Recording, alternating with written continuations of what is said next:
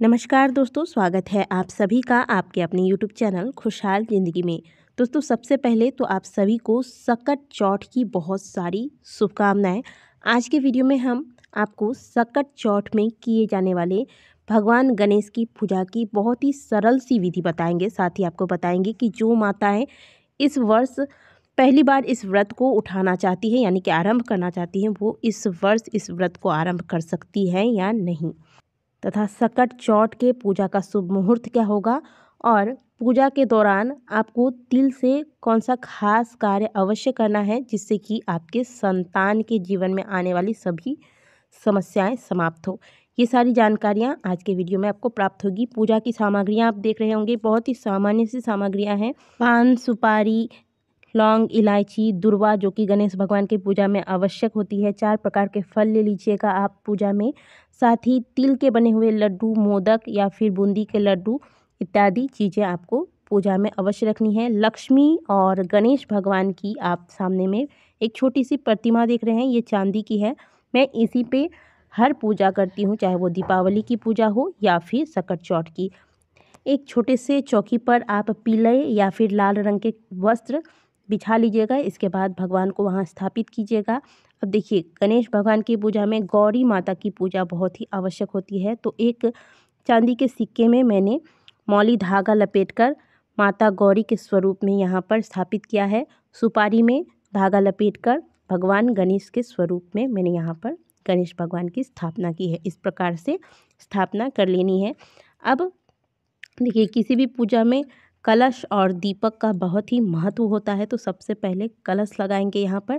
तो कलश के नीचे आप अक्षत के दाने, सफ़ेद चावल के दाने या फिर आप पीले रंग से रंगे हुए चावल के दाने भी डाल सकते हैं। सकट चौथ के पूजा में तिल का विशेष महत्व होता है। तो आप चावल के जगह पर आप तिल भी डाल सकते हैं या फिर तिल और चावल दोनों ही मिश्रित करके भी यहाँ पर रख सकते हैं। इसके ऊपर कलश की स्थापना कर लेनी है। कलश में आप मौली धागा बांध लेंगे, स्वस्तिक का निर्माण करेंगे। 5 जगह आप सिंदूर या फिर रोली से टीका लगा देंगे। इस कलश के अंदर आप एक पान, सुपारी और एक सिक्का डाल देंगे और फिर इसमें शुद्ध जल और गंगा जल मिश्रित करके फिर इस कलश में भर लेना है। अब इस कलश में आप चाहें तो आम के पल्लव, जिसे कहते हैं पत्ते, 5 पत्ते वाले पल्लव आते हैं, वो भी रख सकते हैं। और अगर नहीं मिलता है तो आप इस प्रकार से एक प्लेट रख लें। इसके ऊपर अब बारी आती है दीपक प्रज्वलित करने की। दीपक किसी भी पूजा को आरंभ करने से पहले हमें जला लेनी चाहिए, क्योंकि यह साक्षी होता है हमारे पूजा का। तो दीपक जला लेंगे। दीपक आप तिल के तेल का या फिर शुद्ध घी का ही जलाएंगे, लंबी वाती वाली दीपक। अब देखिए, पूजा के दौरान सबसे पहले भगवान का अभिषेक किया जाता है। तो यदि आपके पास धातु की कोई मूर्ति है भगवान की, तो आप पंचामृत से उनका अभिषेक करें। और यदि धातु की मूर्ति नहीं है, किसी फोटो में आप पूजा कर रहे हैं या फिर आपके पास मिट्टी की प्रतिमा है, तो आप ऐसे में अभिषेक तो नहीं कर सकते, लेकिन आप पंचामृत बना लीजिएगा और फिर थोड़ा थोड़ा पंचामृत भगवान गणेश की मूर्ति के सामने छिड़क कर आप ऐसी भावना रखिएगा कि आप भगवान को स्नान करा रहे हैं। पंचामृत छिड़कने के बाद आप शुद्ध जल लीजिएगा। शुद्ध जल से भगवान को पुनः छिड़क कर स्नान करवाइएगा।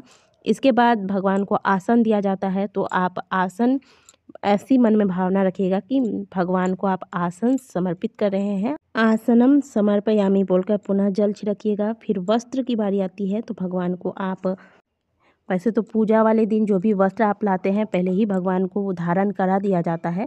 अगर आपके पास वस्त्र है तो आप वस्त्रम समर्पयामि बोल के वस्त्र चढ़ाइए, नहीं तो आप जिस प्रकार से आपने मुझे देखा, मौली धागा तोड़कर भगवान को वस्त्र स्वरूप समर्पित कर दें। इसके बाद भगवान गणेश को यज्ञोपवीत यानी कि जनेऊ चढ़ाया जाता है, धारण कराया जाता है। तो अगर आपके पास है जनेऊ तो जनेऊ चढ़ाइए, नहीं तो कच्चा धागा तोड़कर भगवान को जनेऊ स्वरूप चढ़ा दीजिए। अब हम भगवान को चंदन धारण कराएंगे। भगवान गणेश को सिंदूर मुख्य रूप से अर्पित किए जाते हैं, तो भगवान को सिंदूर चढ़ाएंगे, माँ गौरी को सिंदूर चढ़ाएंगे।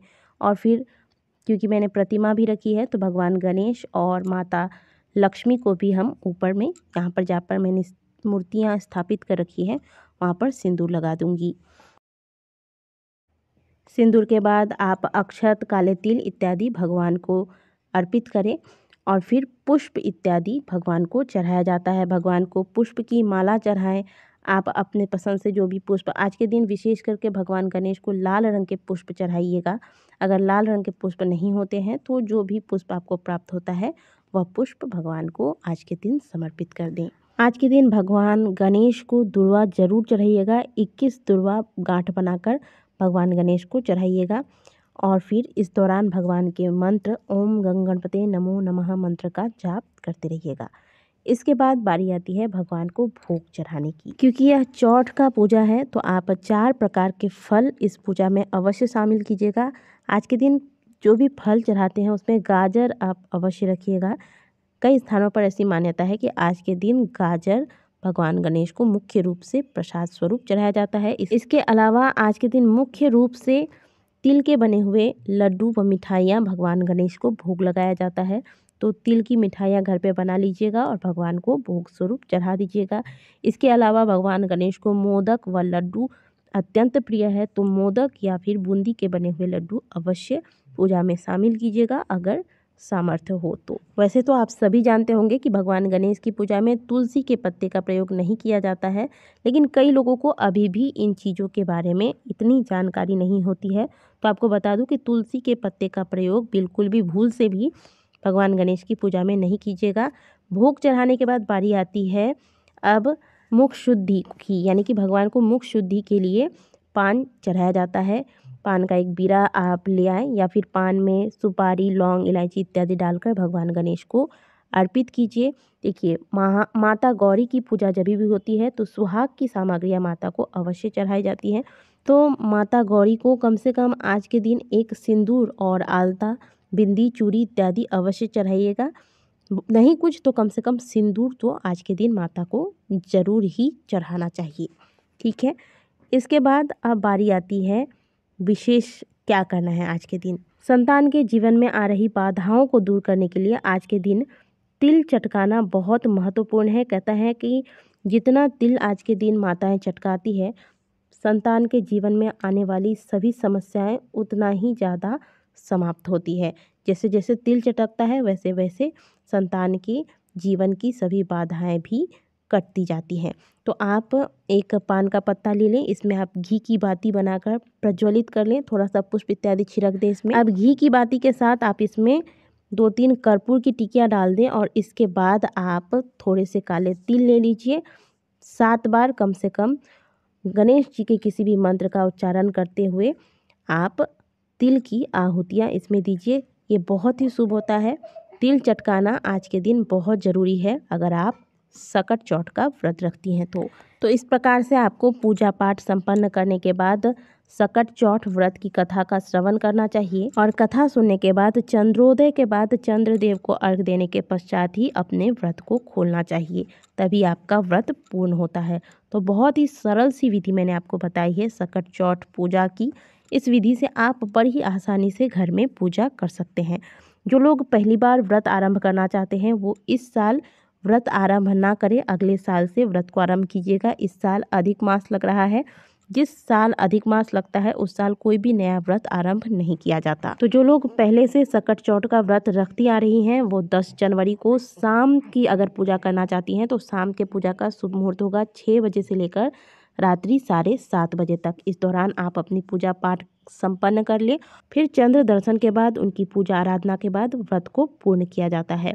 आशा करते हैं कि दी गई जानकारी अच्छी लगी होगी। वीडियो अच्छी लगी है तो वीडियो को लाइक कीजिएगा, कमेंट बॉक्स में हर हर महादेव जरूर लिखिएगा।